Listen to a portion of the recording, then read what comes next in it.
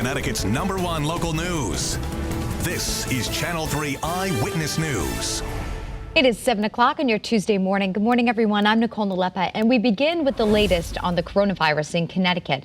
Our state's positivity rate now stands at 5.29%. 69 new deaths were reported since Saturday, and more than 1,100 people in our state are in the hospital right now. Now, across the U.S., the country has hit a record number of COVID-19 hospitalizations, with 128,000 people receiving care. That's according to the COVID Tracking Project. A new report out from the State Department of Public Health is looking at some of the most common COVID-19 infection spots. The report shows that most of the clusters came from restaurants and the workplace. Channel 3 Eyewitness News reporter Aya Galal shows us the main places of concern. The Department of Public Health report gives a snapshot of 84 coronavirus clusters in Connecticut. As of December 23, 2020, restaurants, workplaces, homes, and childcare facilities had the highest number of clusters. You have to think very carefully as you look at this data. And that's because the report, which is released monthly, only investigates a small fraction of clusters. So the state says this data alone can't alter policy decisions. DPH says this report needs to be looked at alongside data surrounding testing, hospitalizations, contact tracing, and more.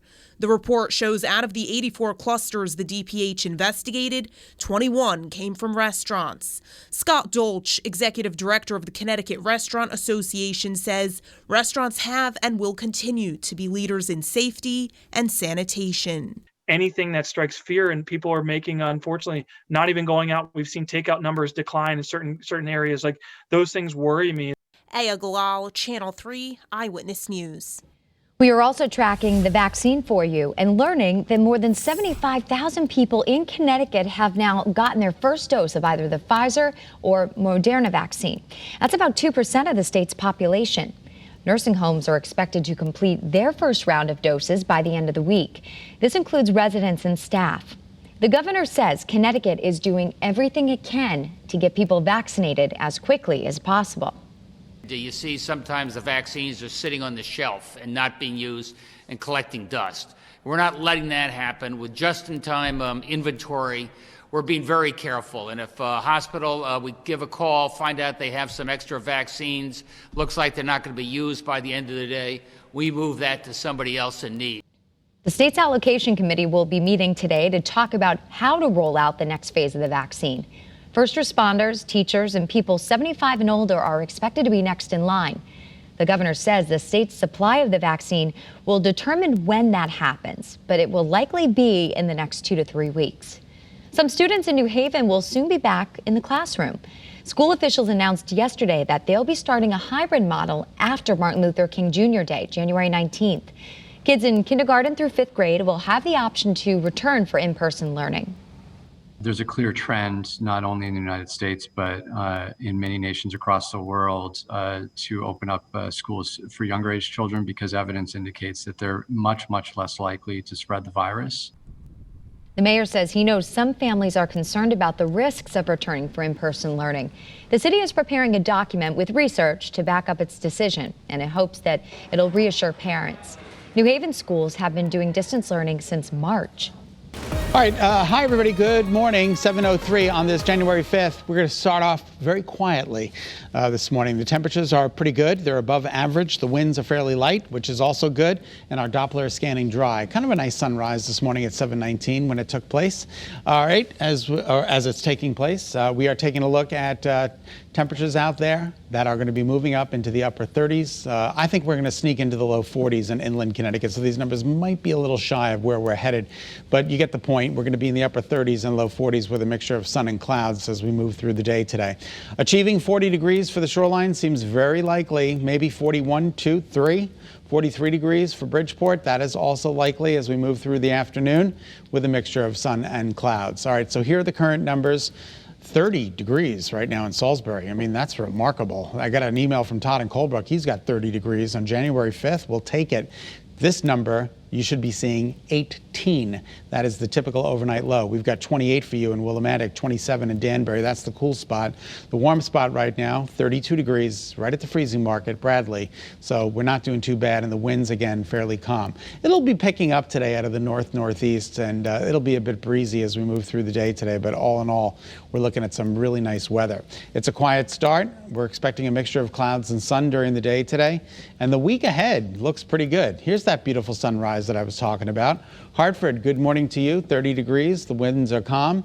Isn't that spectacular, right? New Haven, absolutely gorgeous as we take a look at the sunrise in New Haven with a temperature of 31 degrees. So the satellite and radar confirms the clouds are moving in from a storm system that's to our east.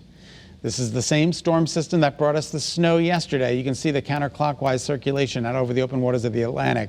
It's really not going to do too much for us. It's just going to kind of sit there over the next several days, providing us with a little bit of cloud coverage from time to time. And the nation looking fairly quiet at this point, which is also good news. So as we march ahead, we're looking at some nice quiet weather for the foreseeable future, and that is according to early warning futurecast. Tomorrow's weather today showing us an hour-by-hour depiction of a mixture of sun and clouds. Tonight, partly to mostly cloudy, and then tomorrow, when you wake up, it'll be a carbon copy of this morning, and we're expecting a pretty good day of weather during the day tomorrow. So daytime highs today, climbing to the upper 30s, low 40s, sun and clouds, breezy. Sun was up at 7:19, sets at 4:34, and your 7-day forecast looks good. A couple of storms near Saturday and then again Monday, but they don't look like they're going to make their way into Connecticut. And we're keeping our fingers crossed, and we're keeping our eyes on the model runs. All right, that's a check of your early warning forecast. It's 7:06. Nicole, we'll send it back to you. All right, thanks, Scott. And it is now 7:06, as you said. Republicans and Democrats are vying for control of the Senate today. Polls in Georgia just opened up a few minutes ago. 2 runoff elections will decide which party controls the narrowly divided chamber. Republicans need just one victory to keep their control, while Democrats must win both races. Channel 3's Deborah Alfarone explains what to expect as voters head to the polls. The balance of power in Washington will be decided in Georgia today. One state can chart the course, not just for the next 4 years, but for the next generation. Voters head to the polls for twin runoff elections with control of the Senate at stake. John and the Reverend. The state turned blue for Joe Biden in November. Yesterday, he urged Georgians to rally behind Democrats Jon Ossoff and Raphael Warnock. They're principled. They're qualified. They're decent. Last night, President Trump held his own rally for Kelly Loeffler and David Perdue. A win by either keeps the Senate in Republican hands. This could be the most important vote you will ever cast. The president also continued his baseless attack on the 2020 election. There's no way we lost Georgia. There's no way.